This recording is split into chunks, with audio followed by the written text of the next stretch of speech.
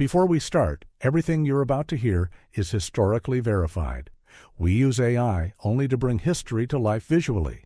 The facts, the numbers, the human cost. All real, all sourced. 1881, Paris, France. Ferdinand de Lesseps is 66 years old. He is the most celebrated engineer in the world. He built the Suez Canal. He connected two seas. He made France proud. And now he has a new dream.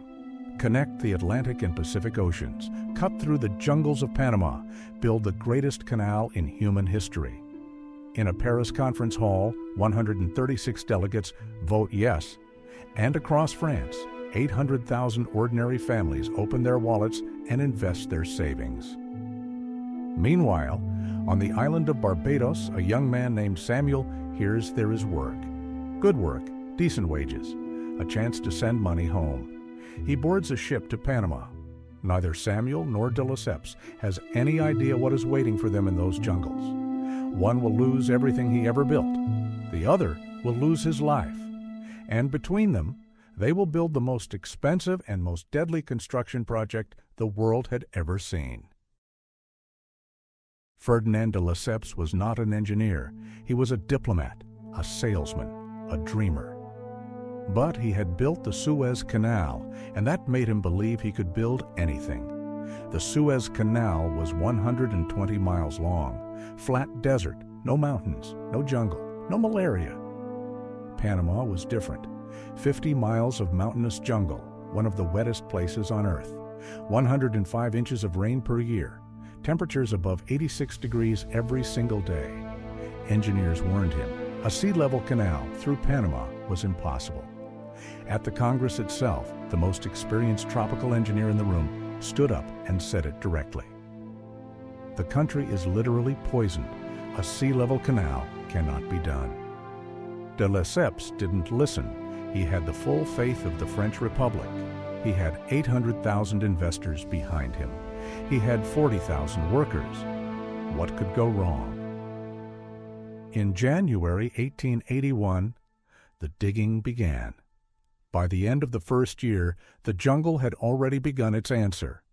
Samuel arrived in Panama in 1882. He was 23 years old. He had never seen a jungle before. The heat hit him like a wall. The rain came without warning and didn't stop for days. His first week, 2 men in his work crew died, not from accidents, from fever. Yellow fever moved through the camps like fire through dry grass. A man could be healthy at breakfast and dead by evening. Nobody understood why. The role of the mosquito as a carrier of disease was not yet known. The French doctors drained the swamps.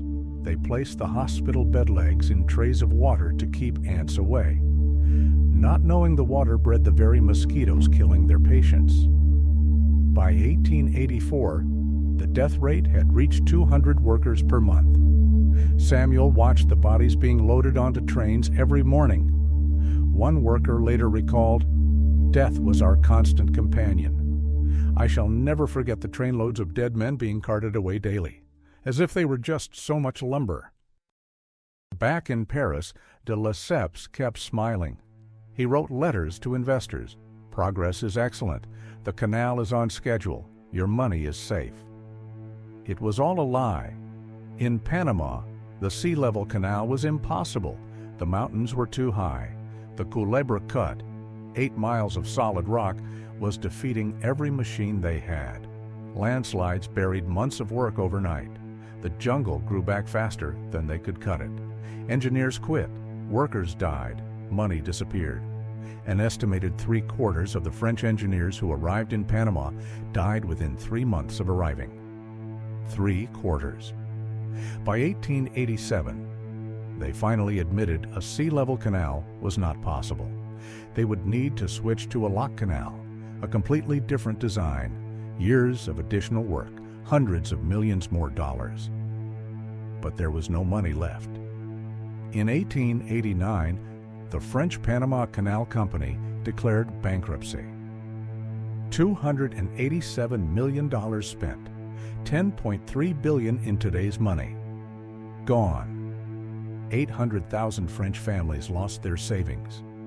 And in Panama, 22,000 workers were already in the ground. De Lesseps was put on trial, convicted of fraud, his dream and his reputation buried in the same jungle that had killed his workers. Meanwhile, Samuel had survived, one of the lucky ones. But he had watched his friends die for a canal that would never be finished. Or so he thought. 15 years later, America arrived. President Theodore Roosevelt looked at the abandoned French equipment rusting in the jungle and saw opportunity. America would finish what France could not. First, a small problem. Panama was part of Colombia, and Colombia refused to sign the deal. Roosevelt's solution was direct. He backed a Panamanian independence movement, sent U.S. Navy warships to the coast, made sure Colombia couldn't intervene. Panama declared independence on November 3, 1903. 3 days later, America had its treaty. "I took the isthmus," Roosevelt later said, "started the canal, and then left Congress not to debate the canal, but to debate me." In 1904, American digging began, and Samuel, now in his 40s, came back. Same jungle, same heat, same rain. But this time, the Americans had promised it would be different. The Americans did some things differently. They hired Dr. William Gorgas, one of the first men in the world to understand that mosquitoes carried yellow fever and malaria. He drained swamps, fumigated buildings, covered water barrels. Within 2 years, yellow fever was virtually eliminated from the canal zone. It was one of the greatest public health achievements in history. But here is what the history books don't always tell you. The Americans built 2 different worlds in the canal zone. White American workers, called Gold Roll employees, received higher wages, better housing, better food, better hospitals. Separate dining halls, separate post offices, separate everything. Black workers from Barbados, Jamaica, Trinidad, and across the Caribbean, called Silver Roll employees, received lower wages, crowded barracks, worse food, and segregated facilities. Samuel was on the Silver Roll. Of the 5,609 officially recorded deaths in the American construction era, only 350 were white Americans. The rest, overwhelmingly black Caribbean men whose names were never fully recorded. The canal that would connect the world was built on a foundation of deliberate inequality. Let's talk about what they actually built. 50 miles of canal, through mountains and jungle, through solid rock. The Culebra cut alone, 8 miles of mountainous terrain, required moving more than 3.5 billion cubic feet of earth, using dynamite, picks, steam shovels. In 86-degree heat, in torrential rain, 240 million cubic yards of rock and dirt were excavated during the American phase. 3.4 million cubic meters of concrete went into the locks, the largest concrete structures ever built at that time. The total cost? $375 million, including $40 million paid to the French for their abandoned equipment and $10 million paid to Panama for the right to build. In today's money, nearly $13 billion. At the time, the most expensive construction project in United States history. And the total human cost? French era, 22,000 dead. American era, 5,600 officially recorded. The true number, likely much higher.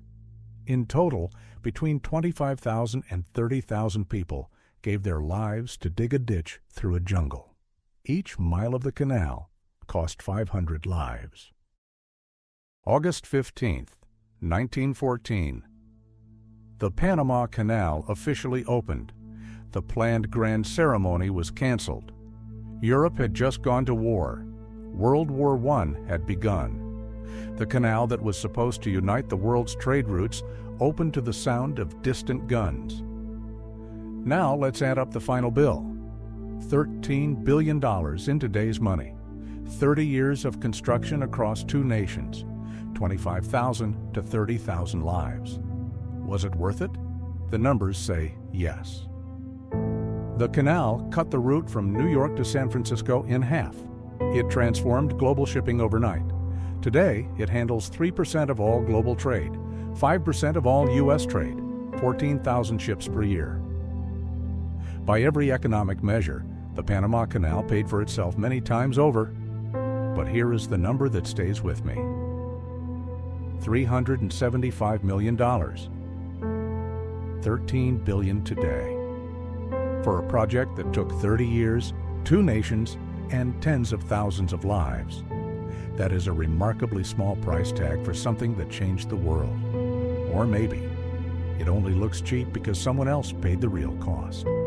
Was the Panama Canal worth it? Leave your answer below.